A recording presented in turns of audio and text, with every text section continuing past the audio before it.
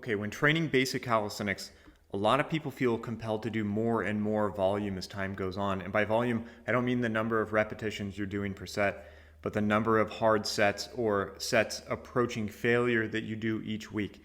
And yeah, there are going to be times where, increasing your volume can really work well, and you may make the best gains you've ever made by doing more volume than you've ever done, but that doesn't mean your long-term gains are dependent on it, and you don't have to keep doing more and more to see progress as time goes on. And this is because your gains are dependent on finding a balance between the stress of training and all the things that limit your ability to actually benefit from it, like your recovery capacity, your schedule, your injury resistance, and your risk tolerance. If you fail to balance those things, it doesn't matter what kind of massive stimulus you can get from a training session, you won't be able to string enough of those sessions together to do anything more than make a mistake and then, hopefully learn from it.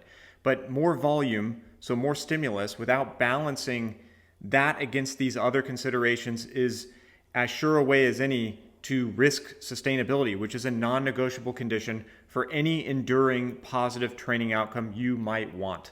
Now, this isn't an argument against increasing your training volume, but success in doing so depends on the context, which is certainly going to change over time. So for instance, if you're going through a period of high stress or poor sleep, or maybe you're starting a physically demanding job or sport, or coming back from an injury, and you're feeling progressively more beat up as time goes on and more tired and you're losing motivation, then maybe reducing your volume is the way to go actually. Maybe you end up doing less volume than what you might want to do, but given the circumstances, it might give you the best chance of keeping things moving forward in the right direction. And like most things in life, at some point your circumstances change, and when they do, you find yourself with less stress and better sleep and more time and better recovery. If you feel like doing more volume, then you can slowly ramp it up with a lower risk of things going sideways and a greater probability of actually benefiting from it. But when your lifestyle just doesn't support the recovery that amount of volume demands, you can just scale things back a little bit. So don't think of volume as a variable that you need to overload to drive progress, because that's not how it works. Volume is the dose of the stimulus that you're applying, and the right dose is not always more.